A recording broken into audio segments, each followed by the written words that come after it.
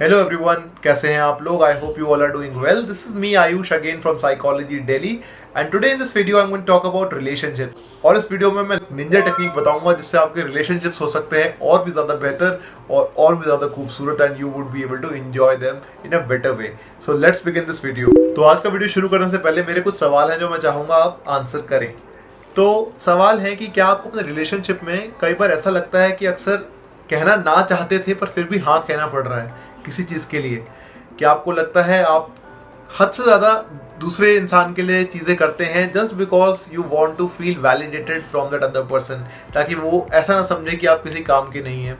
क्या आपको अपने बिलीफ सिस्टम से, आपके अपने ओपिनियन से स्टेप आउट करना पड़ता है just for the happiness of the other person? क्या आपको भी आप किसी को नो कहते हैं अपने रिलेशनशिप, अपने पार्टनर को, तो आपको गिल्टी फील होता है?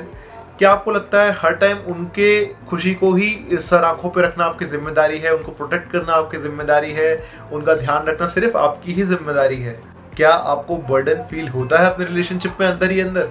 क्या आप उनको काफ़ी सारी चीज़ें ऐसी है जो बताना तो चाहते हैं बट आप बता नहीं पाते बिकॉज यू फील कि कहीं ये रिलेशनशिप एंड ना हो जाए?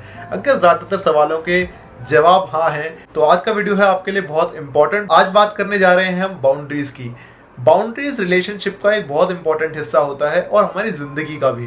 तो relationships as we all know comes in different shape sizes and we have different expectation from different relationship and that's how it goes on. हमें ये जानना बहुत ज़रूरी है कि हमारे रिलेशनशिप्स के जो झगड़े हैं उनके अगर आप कोर में देखें तो एक चीज़ आपको मिलेगी ज़रूर कि ज़्यादातर झगड़े आपके होते हैं एक्सपेक्टेशनल डिफरेंसेस की वजह से, क्योंकि हम चाहते थे कुछ और दूसरा कर रहा है कुछ और. यहाँ पे हमारा क्लैश होता है, हमें डिफरेंसेस पॉइंट आउट होते हैं, हमें दिखते हैं डिफरेंसेस एक दूसरे के साथ, एक दूसरे के बीच में, और हमें लगता है यार जब हम मिले थे तब तो हमारे बीच में बहुत सिमिलैरिटीज़ थी, या मैं तो चाहता था कि ये इंसान मेरी तरह सोचे, मेरी तरह काम करे, but I don't think the person loves me any more, I don't think the person wants to be with me anymore, which is not actually true.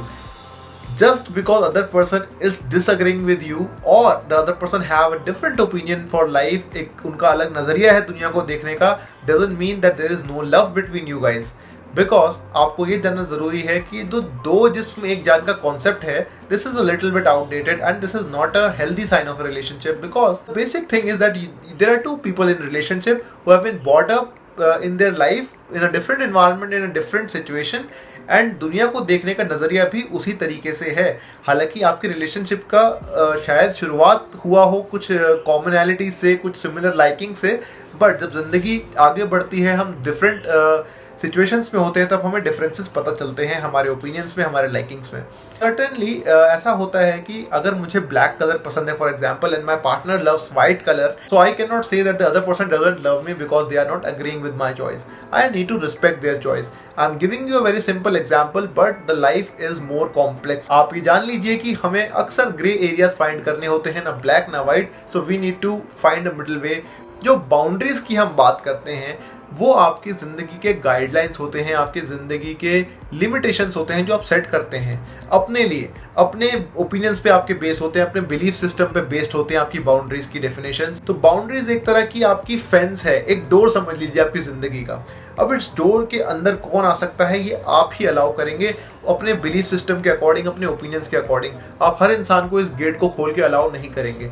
सो अगर कोई इंसान आपको ज़्यादा पुश कर रहा है, ज़्यादा बर्डन डाल रहा है आपके ऊपर, ज़्यादा एक्सपेक्टेशंस हैं उसकी आपसे, then I think that's an indication that the person has crossed your boundary और they are trying to cross your boundaries.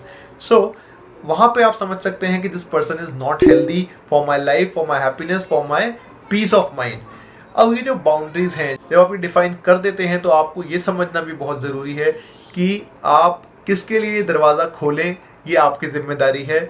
अगर आप गलत लोगों के लिए दरवाज़ा खोलते हैं तो you will have to face hurt, grief, sadness, all kind of negative emotions.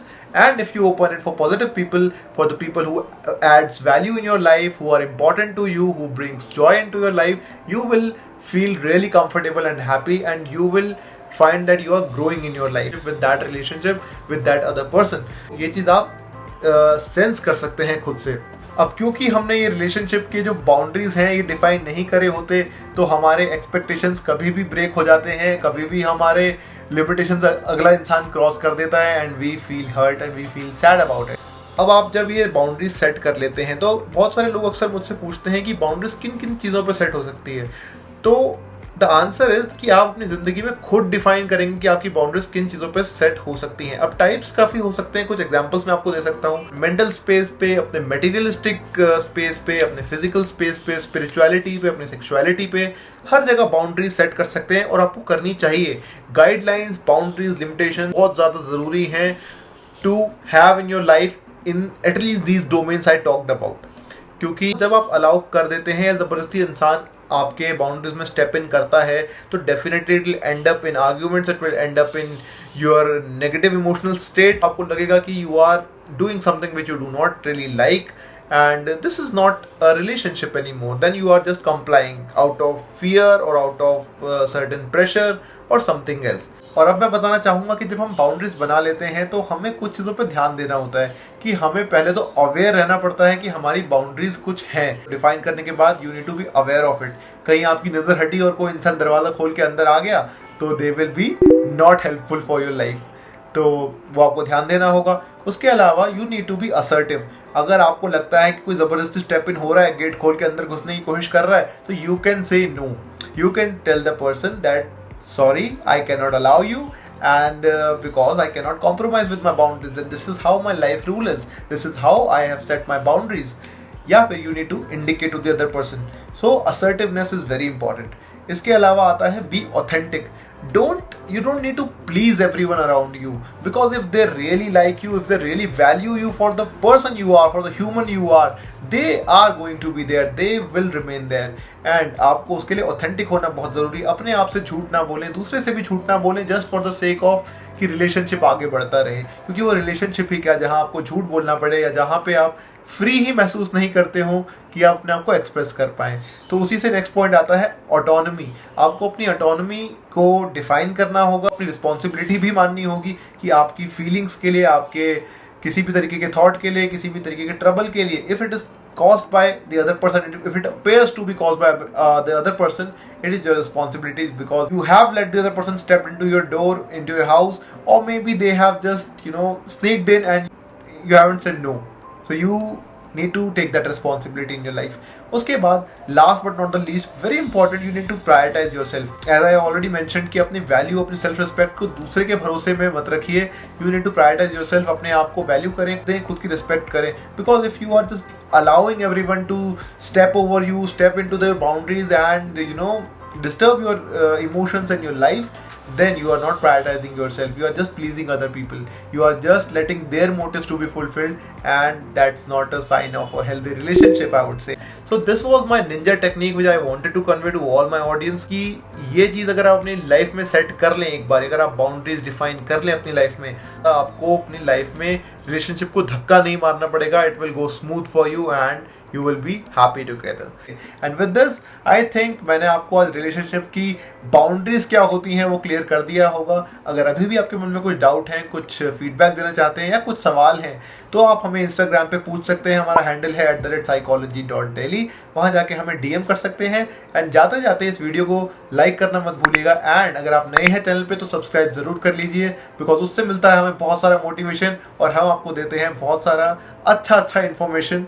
सो उसके लिए हमारा ये रिलेशन भी चलते रहना चाहिए। So with this I am signing off. Take care.